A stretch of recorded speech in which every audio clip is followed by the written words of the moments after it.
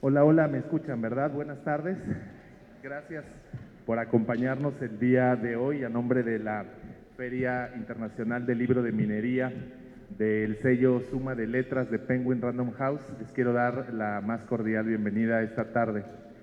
El salón de actos de la Feria del Palacio de Minería es siempre un espacio que a mí me recuerda los mejores sabores, con los mejores autores, con las mejores letras.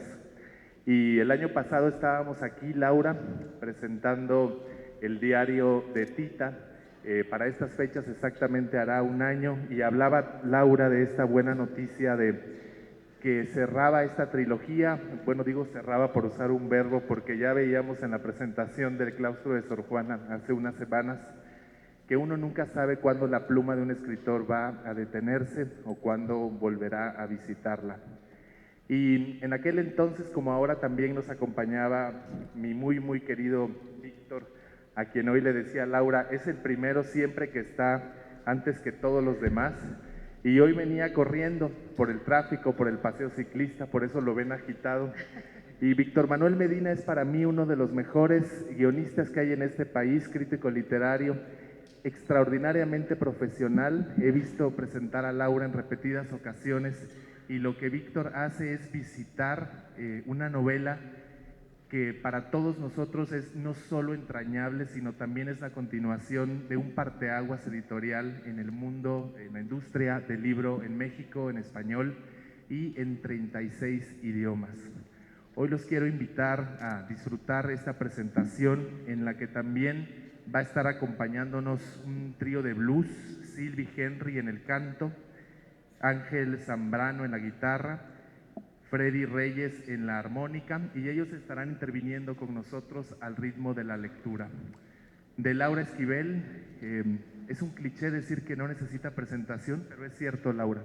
Trabajar contigo es un placer, es un gozo para el equipo que hacemos Suma Editorial, para Michelle Griffin que anda por allí, para mí, para el resto de la gente en Penguin Random House, y yo me callo ya porque vinieron a escuchar a Laura y a Víctor y les pido un fuerte aplauso para darles la bienvenida.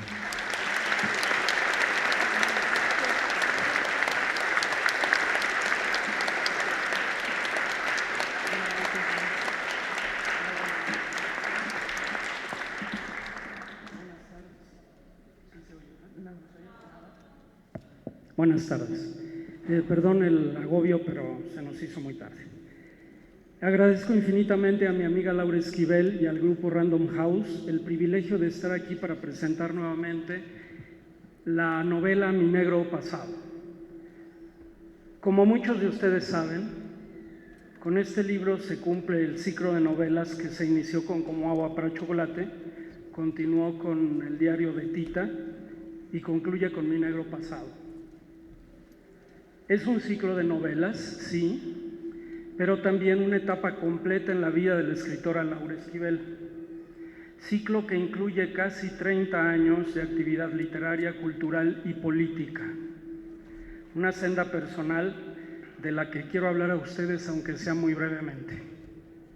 Hace unos años, cuando Laura estaba por cumplir 40, comenzó el éxito internacional de Como agua para chocolate.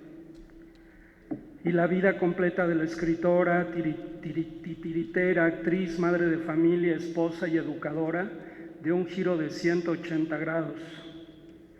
Comenzaron los viajes, las interminables llamadas de agentes, revistas, periódicos y demás, las invitaciones a toda clase de eventos, las presentaciones, los compromisos públicos y también, como consecuencia lógica, las críticas, algunas muy halagadoras, otras más bien tibias y desinteresadas, y unas más brutales, cargadas de envidia y de malísima leche.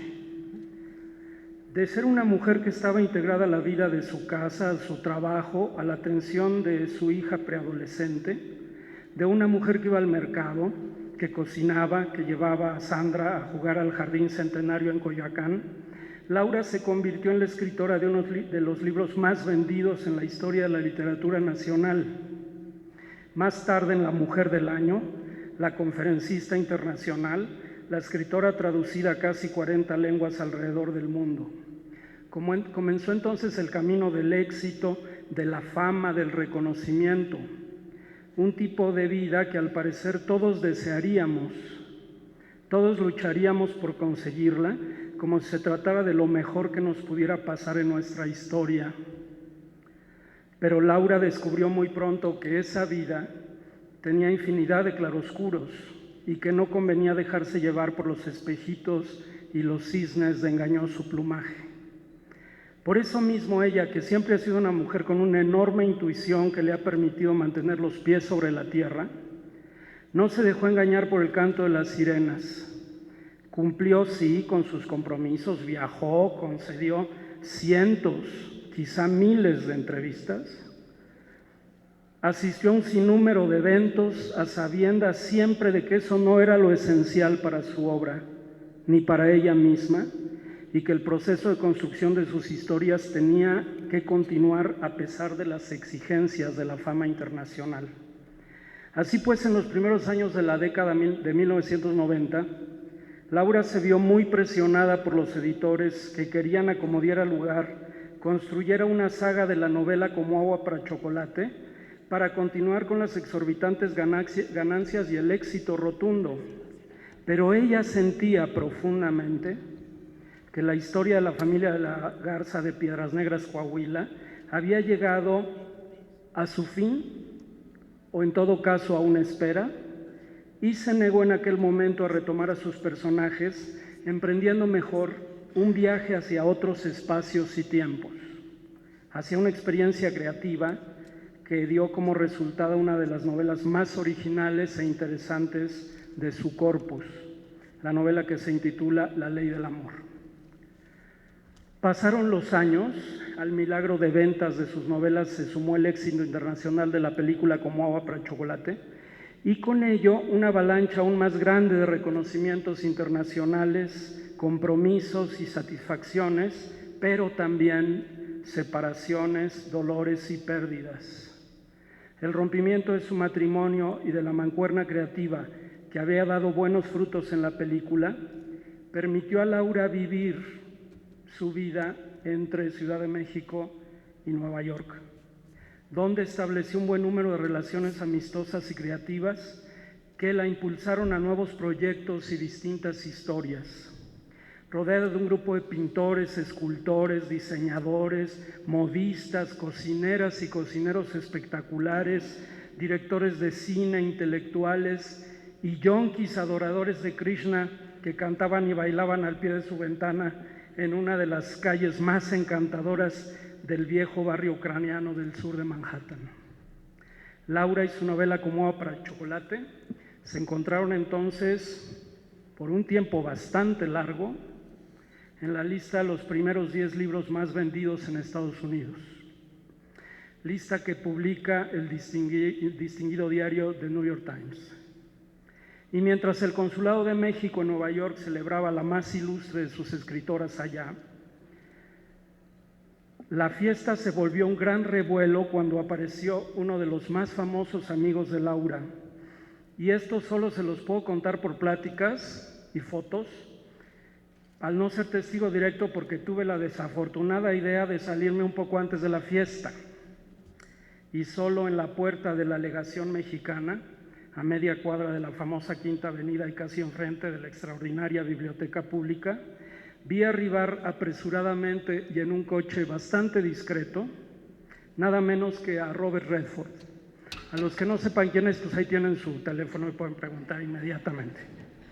Quien causaría, entre otras cosas, que la corresponsal de Televisa en Nueva York, que estaba a punto de salir del elevador, estaba ahí presente para cubrir el evento, casi sufriera un infarto de la pura emoción. Pasó casi una década y Laura conservaba todavía su casa en Manhattan cuando el 11 de septiembre de 2001 le tocó ser testigo de uno de los momentos más dolorosos de la ciudad de los rascacielos. Pues mientras caminaba hacia el supermercado donde se abastecía de alimentos deliciosos de todas partes del mundo, incluidos por supuesto los suculentos chiles poblanos para preparar en hogada, al dar la vuelta en la calle 10 para tomar la Sexta Avenida y llegar al Balduchis, vio con sus propios ojos y a una distancia relativamente corta cómo se desplomaba el centro de comercio mundial y cómo, según ella misma cuenta, una ola de dolor similar a la nube de polvo que generó la caída de las Torres Gemelas atravesó la isla y cambió la historia y el rumbo de esa ciudad y del mundo.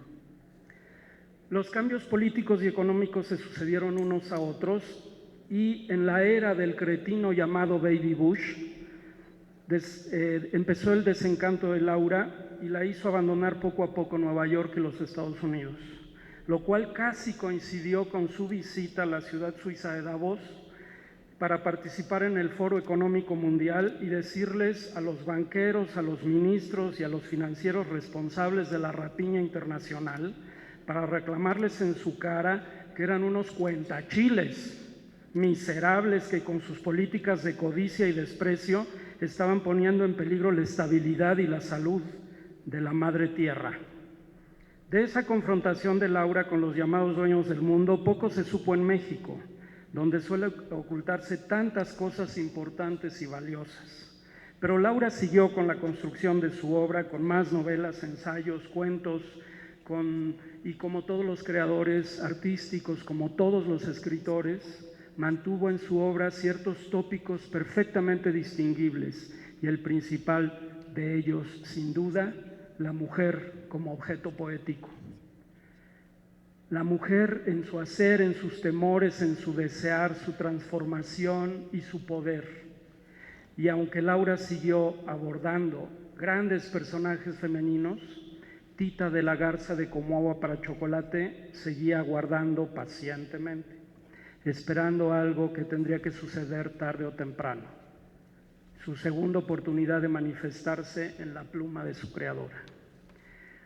Pero pasó casi otra década completa y tuvo que llegar el año 2015 para que Laura decidiera volver a tomar a sus personajes de la familia de la Garza de Piedras Negras, Coahuila, y comenzó el viaje creativo para continuar la saga familiar de unos seres que, como la propia Laura, como muchos de nosotros, habían experimentado en carne propia los grandes cambios del siglo XX y de la primera parte del XXI.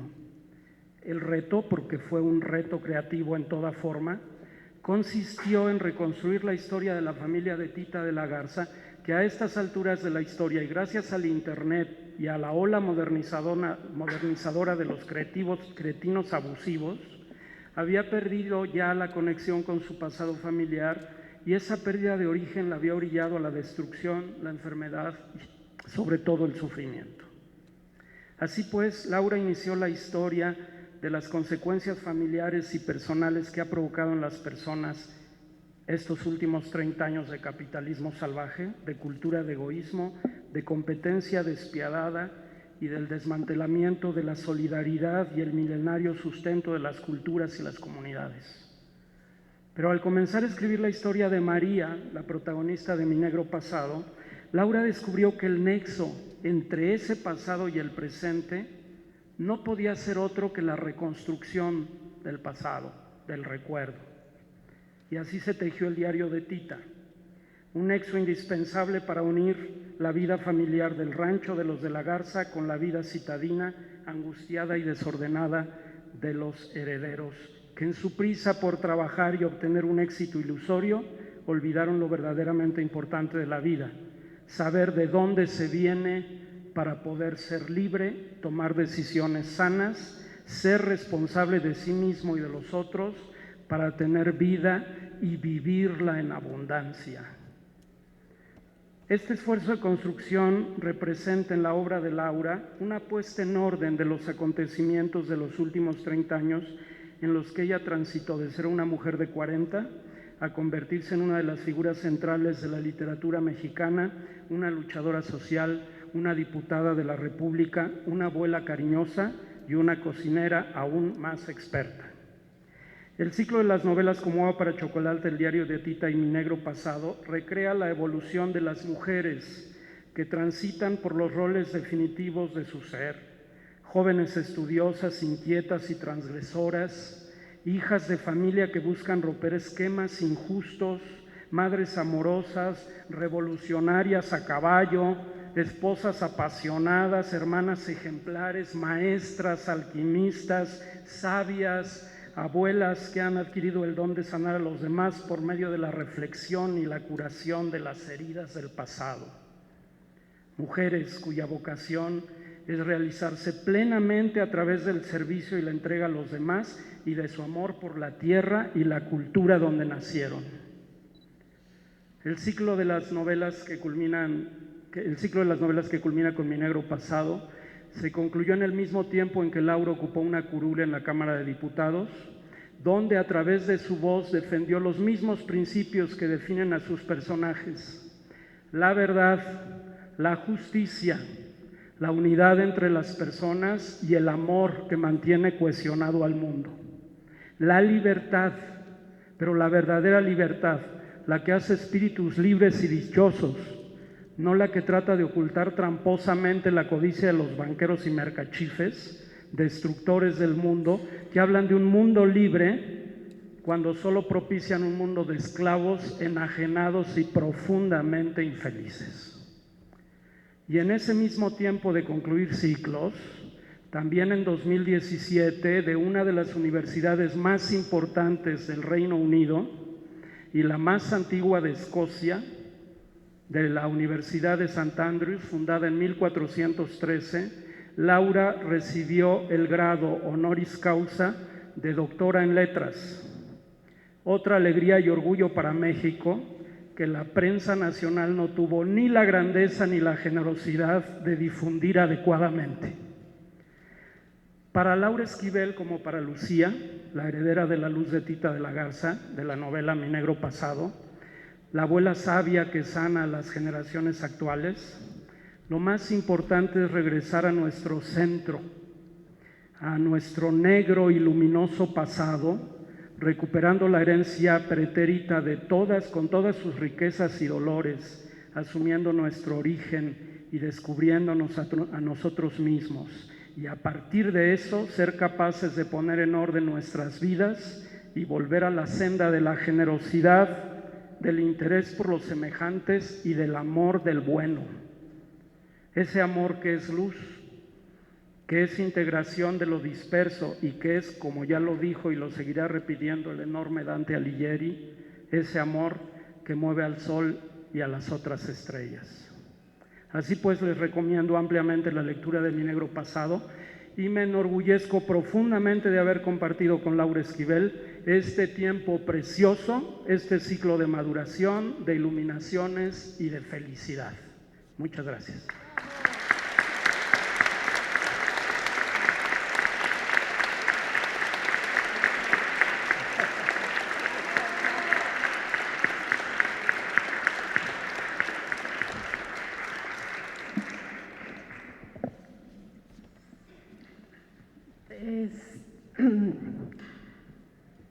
Después de este recuento es difícil hablar, porque efectivamente Víctor es un amigo querido que ha estado muy cerca de mí y ha vivido toda esta transformación de mi vida, ha estado en mis mayores alegrías, en mis dolores profundos. Y le agradezco mucho esta generosidad de ver, de estar, de apoyar y de disfrutar. Lo mismo quiero, gracias siempre, Víctor. Y quiero agradecer también en este momento, aquí hay amigos muy queridos que me conocen desde hace muchos años y que también me han visto ir engordando, enflacando, encaneciendo, de todo, este juego de transformaciones, pero finalmente hay una esencia que esa no cambia y que tiene que ver con toda la alegría, con todo el amor compartido, con todos los sueños, con todo lo que uno quiso y quiere hacer realidad. Yo en este momento voy a leer 2 fragmentos de Mi Negro Pasado y y después ya pasaremos a los agradecimientos. Pero también informo, me van a acompañar Silvi Henry, es un grupo de bluseros, Freddy Reyes, están aquí con nosotros.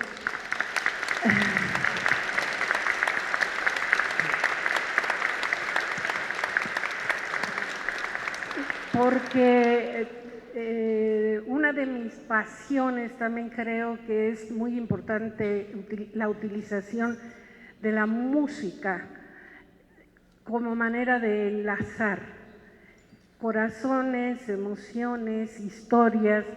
Utilizo las recetas, utilizo las palabras, pero también desde la ley del amor utilizo la música. Y me he encontrado con gente que ya lo está leyendo y que no descubrió que al final viene la lista y cómo enlazarse para bajar, para que todos ustedes puedan bajar el playlist. Algunos no se han dado cuenta, entonces por eso voy a leer un fragmento y para que vean la importancia de la selección musical y de cómo podría ser su lectura musicalizada, es que pedí ayuda a estos maravillosos músicos y amigos.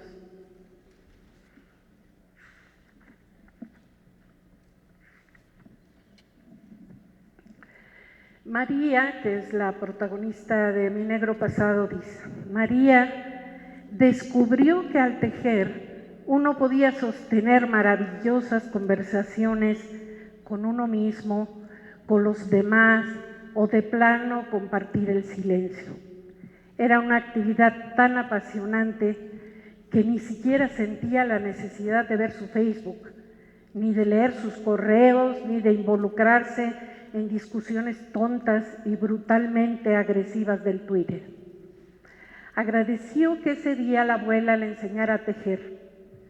Sentía que tejer sería un parteaguas en su vida. Antes de ese día, la abuela y ella eran un par de familiares desconocidas, pero ahora estaban tejiendo lazos, afectos y una complicidad grandiosa sin necesidad de hablar. A la hora del atardecer, la abuela le preguntó si no le molestaba que pusiera música. María respondió que no. Y entonces la abuela sacó de otro baúl uno de sus discos LP favoritos y lo colocó en un tocadiscos. La música de Billie Holiday inundó el estudio de su abuela, al que todos llamaban tal y como lo había bautizado en vida la mamá Elena, el cuarto oscuro. Un cuarto del que ya solo quedaba el nombre, pues la luz lo inundaba la mayor parte del día. Lo que pasaba era que no era el cuarto original, era una reconstrucción del que fuera el cuarto de baño de mamá Elena. A la muerte de su madre, Tita lo ocupó y le realizó la primera remodelación para convertirlo en su laboratorio, estudio, cocina, cuarto de baño, habitación. Dejó la tina en el centro porque le gustaba la idea de bañarse ahí mismo, en el sitio en donde Pedro y ella habían hecho el amor por primera vez. Con el paso de los años había sufrido varias reconstrucciones y remodelaciones. La primera surgió después del incendio del rancho en los años 30, obedeciendo el profundo deseo de Esperanza, la bisabuela de María, de dejar el lugar tal y como Tita lo había diseñado en vida. En un costado del cuarto había una cocineta con trasteros en donde se mezclaban por igual sartenes de hierro forjado junto con microscopios y probetas. Lo único que Lucía había aportado era un altar en donde tenía una foto de Felipe, a la cual se le ponían a diario un jarrón negro con claveles rojos. Definitivamente se trataba de un lugar sui generis, mágico, especial. Era un lugar de encuentros, de transformaciones, de contacto con la luz. Lucía no sabía a partir de qué época había comenzado a utilizar veladoras como medio de calefacción durante el invierno.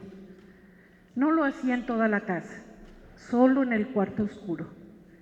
Resultaba un método bueno, pues no solo proporcionaba calor, sino que iluminaba el lugar con una luz muy especial. elemento que una buena tejedora agradece en extremo. Y ahí estaban las dos, Lucía y María, abuela y nieta, escuchando música y tejiendo en lo que fuera el cuarto oscuro de mamá Elena, el sitio en donde esa poderosa mujer gustaba bañarse a oscuras, en el lugar en donde Tita perdió su virginidad, en donde finalmente, y mediante un baño de chocolate, se reconcilió con su padre, su madre, en el lugar en donde Lucía y Felipe dieron rienda suelta a la concupiscencia, en el lugar en que Felipe falleció, en el lugar en donde Tita y Pedro se incendiaron de amor y volvieron a la luz.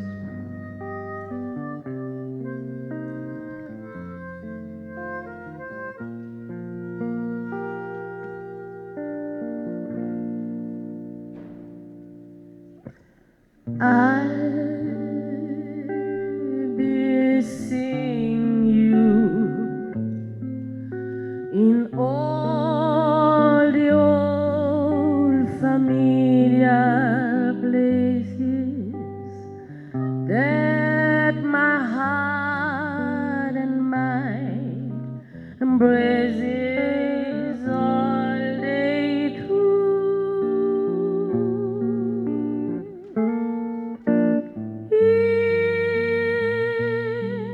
In that small cafe, the park across the way, the children's carousel, the chestnut tree, the wishing well. Oh, I'll be seeing you in every lovely summer's day, in everything that's light and gay. I'll always think of you that way. I'll find you in the morning sun, and when the night is new,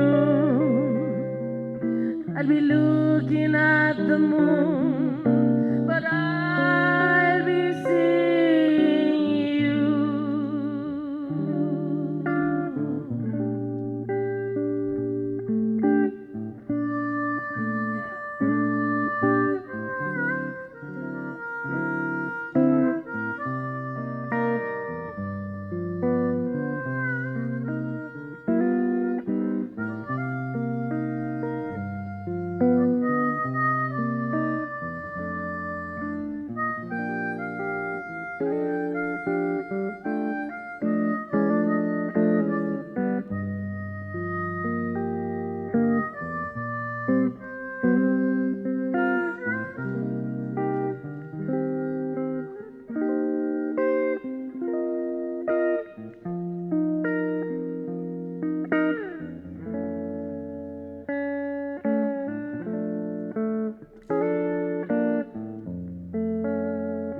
Oh, I'll be seeing you in every lovely summer's day, in everything that's light and gay. I'll always think of you that way.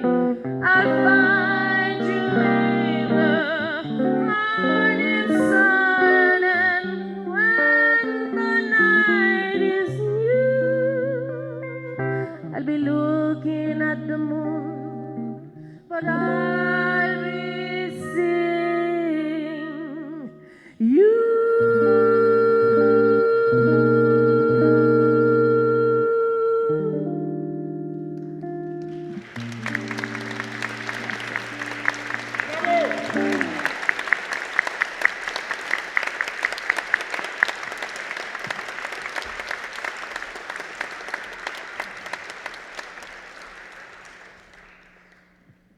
Imagínense, la abuela a quien veía.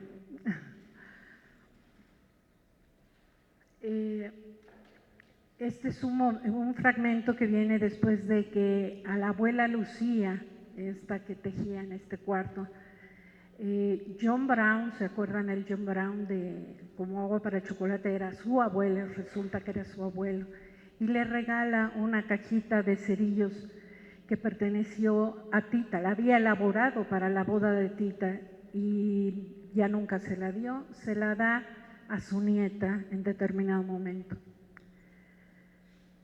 Dice, pero esta cajita no es mía, abuelo, es de Tita. Sí, pero estoy seguro que a Tita le hubiera encantado que tú la tuvieras. Está bien, pero dime quién es Tita. Tu tía abuela, pero murió antes de que tú nacieras. A pesar de su corta edad, Lucía percibió que esa caja tenía un significado especial para el abuelo. Nunca se imaginó que era la que él mismo había preparado para regalarle en su boda. La recibió con respeto y prometió cuidarla mucho. A la fecha, dentro de esa cajita guardaba los cerillos con los que encendía las veladoras del cuarto oscuro.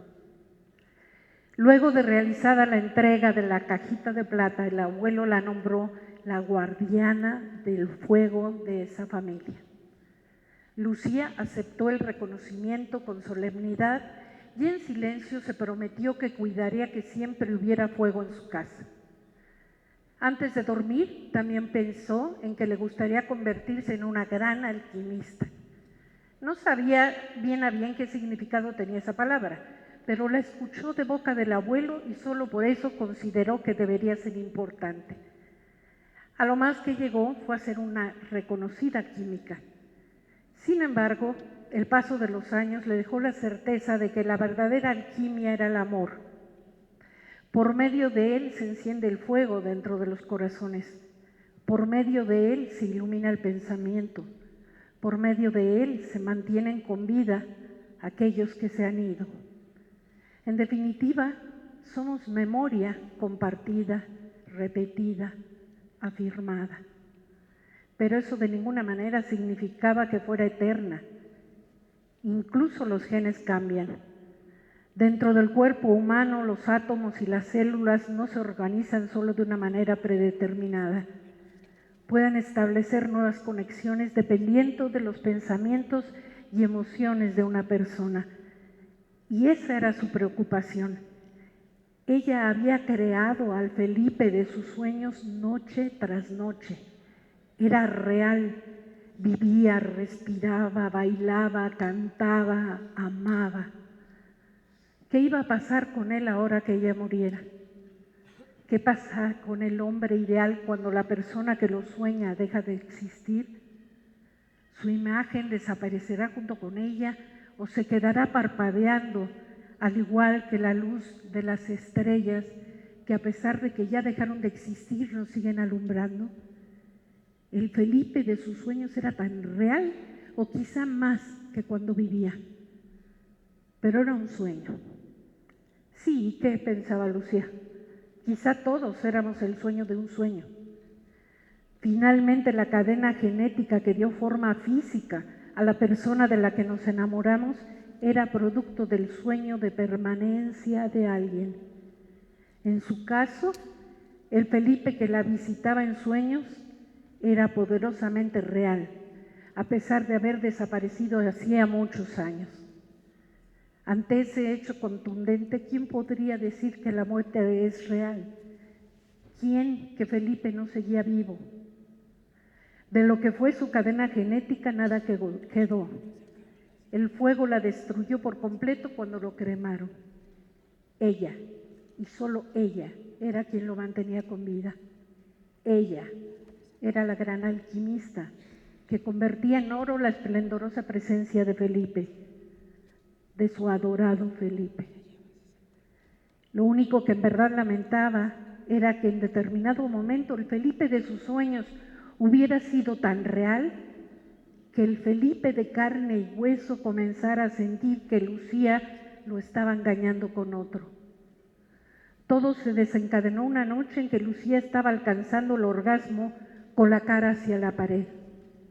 Felipe la tomó de la barbilla para mirarla a los ojos y descubrió que ella no estaba ahí. Su mirada revelaba que se encontraba muy lejos de esa habitación.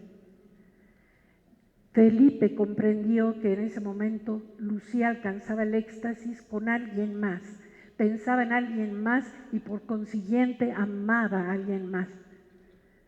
Lucía no pudo explicarle a su marido que uno puede estar en dos sitios a la vez y sin embargo estar amando a la misma persona. Tampoco lo pudo convencer de que nunca le había sido infiel. A partir de ese momento, Felipe no pudo impedir que los celos se apoderaran de él, ni que la inseguridad lo carcomiera lentamente. Comenzó a sentirse un poco hombre que no cubría las expectativas de su esposa. Comenzó a beber. Su vida se derrumbó y la de Lucía junto con él. Uno de los peores momentos que vivieron como pareja fue un día en que en medio de una fuerte discusión, Luz María escuchó a su padre en total estado de ebriedad referirse a su madre como la puta del barrio. A partir de ahí, se quedó con la idea de que su madre engañaba a su padre. Lucía no supo cómo defenderse ante su hija. La recriminante mirada que le lanzó era tan poderosa que la dejó desarmada. Después de ese incidente, Lucía se olvidó de sus sueños húmedos con Felipe. La culpa se convirtió en la gran usurpadora, la gran señora, la que controlaba su mente y sus sueños. Lucía la dejó actuar a sus anchas. No tuvo fuerzas para enfrentarse. Le pidió convertir sus sueños en pesadillas. Solo una vez intentó expulsar de su mente la culpa de haber dañado a Felipe y destruido la relación con su hija, pero fracasó totalmente. Ahora, con la edad, ya ni lo intentaba. Lucía ya no estaba tan interesada que digamos en tener sueños eróticos, pues le daba temor que le diera un infarto o al menos que el orgasmo le provocara una contractura muscular. Así que hacía mucho que había renunciado a hacer el amor con Felipe. Bendijo que esa madrugada los cantos y las risas de María y Horacio la sacaran de sus pesadillas. La luz de la luna que llegaba hasta el pie de su cama le alumbró los ojos y la hizo sonreír.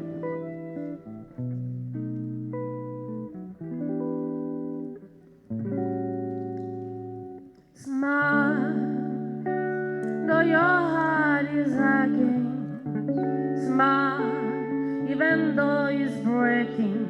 When there are clouds in the sky, you'll get by if you smile through your fear and sorrow. Smile, and maybe tomorrow you'll see the sun come shining through for you.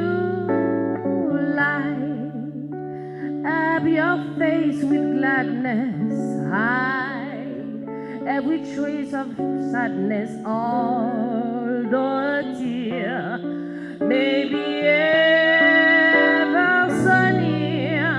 That's the time you must keep on trying. Smile, what's the use of crying? You find that life is still worthwhile if you just smile when there are clouds in the smile, even though it's breaking. When there are clouds in the sky, you'll get by if you smile through the fear of sorrow. Smile, and maybe tomorrow you'll see the sun come shining through for you. Light up your face with gladness, hide every trace of sadness, although a tear may be ever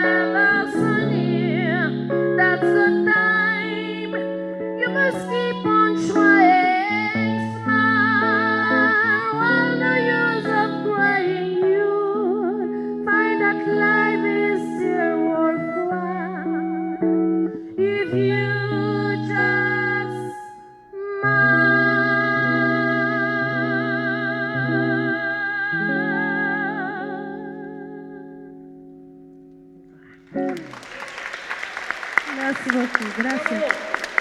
Ángel Sembrano en la guitarra, Laura Esquivel en las letras, Freddy en la armónica. Muchas gracias. Gracias, Silvia. Gracias.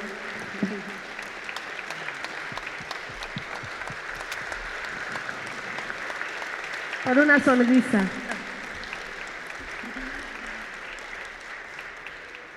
Pues ya ven por qué tienen que oír la música que viene en el libro. No, en verdad yo creo que era muy importante y por eso agradezco mucho la presencia de Silvia aquí, porque el libro lleva por título Mi negro pasado. Mucha gente estaba esperanzada que era la historia de mi vida y que se iban a enterar de muchas cosas, pero no, les digo que esa algún día saldrá, pero miren, va a ser así. Pero no, realmente no solo esta conclusión de la trilogía de Como agua para chocolate tiene que ver con esas historias que dejamos escondidas, que dejamos atrás, historias de las que nos desconectamos. En esta familia era toda esta relación con un hombre mulato que fue el amor de la vida de mamá Elena y que hasta el presente nos va a llegar su influencia. Y tiene que ver mucho con una voz de una raza que tiene este poder, que está en este país y que los afrodescendientes en México, todavía la Constitución no les da los derechos que merecen, no los tienen. No los acepta nuestra Constitución. Entonces es muy absurdo lo que sucede y cómo nosotros mismos hemos negado algo que está ahí. Entonces, como bien dijo Víctor, es muy importante, sí, vamos a ir al pasado, pero ¿para qué vamos a ir al pasado? Para ver qué es lo que dejamos olvidado, que nos está haciendo vivir un presente de dolor, un presente de pesadilla, un presente que no nos merecemos. Entonces, ¿dónde se perdió el camino? ¿Dónde están esas presencias? ¿Dónde está ese rayito de luz? ¿Dónde está la guardiana del fuego? En cada familia hay alguien que nos puede ayudar a salir. Y finalmente la conclusión es de que ahí están las abuelas. Ahí están, en cada casa está el fogón, en cada casa están las recetas de familia, en cada casa, por ahí, de ahí empieza la transformación. De ahí es donde vamos a recuperar este país, vamos a recuperar lo que somos, vamos a recuperar la generosidad, vamos a sembrar para compartir, para reunirnos, para establecer ceremonias, rituales que nos recuerden quiénes somos, que nos mantengan sonriendo, que nos mantengan viviendo, que nos mantengan en unión, ahora más que nunca. Y de eso se trata, y entonces yo agradezco mucho, fui una persona muy afortunada por haber nacido en la familia donde nací, por tener las hermanas que tengo, por tener, haber tenido los tíos, las tías, los abuelos, los amigos, la mamá. Mi mamá siempre estuvo ahí. Mi mamá nos alimentó como nadie y no saben cómo extraño el olor de su casa. Desde que uno abría la puerta, ahí estaba. Era una casa abierta, una mesa abierta a todos. Y entonces es un canto para mí, un canto, una bendición, un agradecimiento, no solo a ellas, a todas esas mujeres que siguen cocinando y no están esperando que alguien venga y las descubra y les dé una estrella Michelin. De eso no se trata. No se trata de competencia, se trata de otra cosa. Se trata del bienestar, de cocinar para alguien más, de tejer para alguien más, de cantar para alguien más, de entregarse a alguien más. De eso se trata. Entonces va para todas ellas, también para todas las cantantes, poseedoras de voces maravillosas, que en el transcurso de los años han acompañado a maravillosas luminarias rockeras y demás, cantando de fondo, y nunca nadie les ha reconocido. Ellas han hecho grandes a muchos cantantes, y ahí están. También para ellas va para todos los amigos, va para todos los que sueñan, va para todos los que están conmigo y que aparecen en sueños y que son de lo más reales, y para los que sí son reales, y en general para todos ustedes, muchísimas gracias.